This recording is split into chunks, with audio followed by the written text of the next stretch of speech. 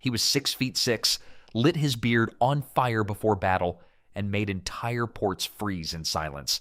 But the truth behind Blackbeard isn't just in the smoke, the guns, or the fear. It's in the strange choices he made, the moves no pirate dared before him. Why did it all work so perfectly? And what was he really after? Blackbeard was built like a skyscraper in a world of single-story buildings.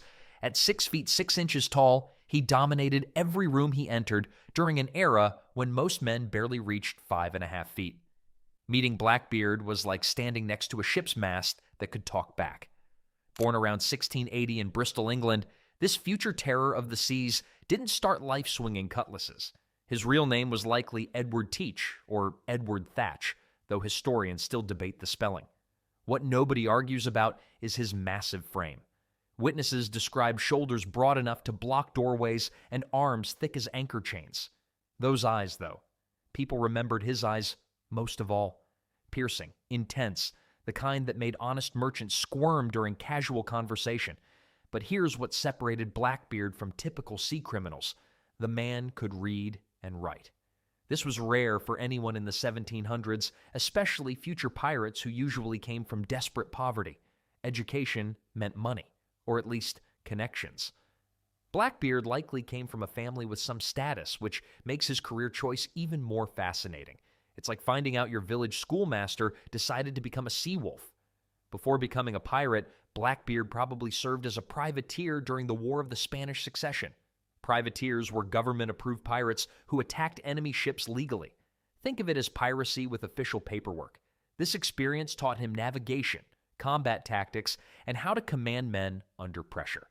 Around 1716, Blackbeard joined Benjamin Hornigold's crew in the Bahamas. Nassau had become a pirate paradise where criminals could rest, resupply, and plan their next attacks. The British government had basically abandoned the islands, leaving them to whoever was strong enough to take control. Hornigold recognized Blackbeard's potential immediately.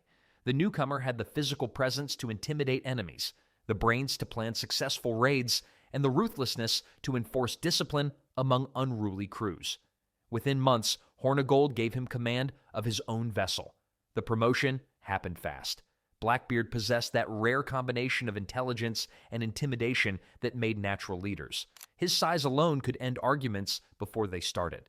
Most sailors spent years working their way up from deckhand to captain, but Blackbeard climbed the ranks faster than a monkey up the rigging. Soon, Blackbeard would need a name that matched his growing reputation. He chose Blackbeard, and that decision would transform him from just another pirate into a legend. The name change was like going from Edward the Clerk to Edward the Terror. Same man, completely different business. But first, he had to create the terrifying image that would make hardened sailors surrender without firing a shot. Blackbeard discovered the ultimate psychological weapon, his own face. While other pirates relied on superior firepower, Blackbeard turned his appearance into a fear-generating machine that could win battles before they started. The beard was his masterpiece. Long, thick, and black as midnight, it flowed down to his waist like a dark waterfall. But the real genius came in his pre-battle ritual. Blackbeard tied slow-burning hemp fuses into his beard and lit them before every attack. These fuses burned slowly, releasing thick black smoke that created a hellish cloud around his head. The fuses weren't limited to his beard. He wove them under his hat, around his neck, anywhere that would create more smoke. When he emerged from this self-made fog, victims saw those piercing eyes staring through the haze. The effect was like watching the devil's own forge come to life. But the smoke show was just the opening act.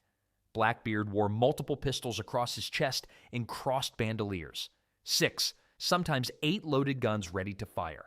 A long coat made his already massive frame look even larger. Swords, knives, and cutlasses hung from his belt like deadly decorations. The psychological impact was devastating. When merchant ships spotted Blackbeard's vessel approaching, they could see him standing on deck, smoke billowing from his head, weapons gleaming in the sunlight. His crew knew to stay back, letting their captain dominate the visual space. Most ships surrendered immediately. The combination of Blackbeard's reputation and his supernatural appearance broke their will to fight. Witnesses described him as looking like something that had crawled out of the deepest pit of hell. Fighting Blackbeard was like sailing into a hurricane on purpose. Possible, but not advisable. This wasn't accidental theater. Blackbeard calculated every detail of his appearance. He understood that one terrifying image could prevent a battle entirely, saving his crew from unnecessary casualties while still achieving his goals. Fear was more efficient than violence. The strategy worked so perfectly that Blackbeard rarely had to fight. Ships would raise white flags the moment they recognized his distinctive silhouette. His mere presence was enough to control vast stretches of ocean. The man had basically turned piracy into street theater, except the audience paid with their cargo instead of coins. Word of Blackbeard's appearance spread faster than his actual movements. Sailors told stories that grew more dramatic with each retelling. But even the wildest tales couldn't capture the reality of facing that smoke-wreathed giant in person. Soon, Blackbeard would prove that his power extended far beyond individual ships. May 1718 brought Blackbeard's boldest move yet. Instead of hunting individual ships, he decided to hold an entire city hostage. Charleston, South Carolina was one of colonial America's most important ports, rich, busy, and completely unprepared for what was sailing toward them. Blackbeard arrived with 4 ships and over 300 men. This wasn't a quick raid or a chance encounter. This was a full-scale occupation. He positioned his fleet to block all harbor traffic, creating an impenetrable wall of cannons and criminals. No ships could enter Charleston. No ships could leave. The blockade's psychological impact was immediate and devastating. Charleston's residents watched helplessly as their lifeline to the outside world disappeared. Trade stopped. Communication ended. Blackbeard had basically dropped anchor on the city's front door, but the real terror came from his hostages. Blackbeard captured several prominent citizens, including the son of a Charleston judge. These weren't random prisoners grabbed during the attack. He specifically targeted people whose families would pay anything to get them back safely. Then came the twist nobody expected. Blackbeard didn't demand gold, silver, or precious gems. He wanted a chest of medical supplies. The most feared pirate in America was holding a major city hostage for medicine. It was like a sea wolf asking for bandages instead of treasure. Practical, but definitely unexpected. The demand made perfect sense from Blackbeard's perspective. His crew lived in harsh conditions where disease killed more pirates than combat ever did. A healthy crew was worth more than treasure, especially when you could always steal more treasure later. For nearly a week, Charleston existed in a state of suspended animation. Ships sat motionless in the harbor. Businesses closed their doors. Families worried about their captured relatives while wondering if they might be next. The colonial government had no response plan for this situation. The blockade proved something terrifying. No place was safe from Blackbeard. Not even major cities with their own defenses and government protection. He could appear anywhere, take whatever he wanted, and leave without consequence. The man had turned piracy into a siege engine that could park itself anywhere along the coast. During the entire week-long blockade, not a single shot was fired. Blackbeard received his medical supplies and released all hostages unharmed, exactly as promised. He sailed away peacefully, leaving Charleston to wonder when he might return. News of the Charleston blockade spread like wildfire along the American coast. Blackbeard's reputation evolved from dangerous pirate to unstoppable force of nature. The guy had basically become like a storm system, something you could track and worry about, but definitely couldn't stop. But this success brought unwanted attention from people with the power to fight back. After terrorizing Charleston, Blackbeard made a decision that shocked everyone. He surrendered. Sailing to North Carolina, he approached Governor Charles Eden and accepted a royal pardon in mid-1718. The most feared pirate in America had basically decided to try shore life, like a shark attempting to become a pond fish. The pardon was legally binding, but Blackbeard's retirement was completely fake. He settled near Bath, North Carolina, married a local woman, allegedly his 14th wife, though historians debate whether he actually collected wives like a merchant collects trading partners, and bought a respectable home. To his new neighbors, he was simply Blackbeard, a former sailor trying to live quietly. He attended church services, participated in community events, and played the role of a reformed criminal perfectly. The transformation was like watching a cannon trying to blend in with garden tools. But Blackbeard couldn't resist the call of the sea. He kept a small sloop named Adventure and continued his old profession in secret.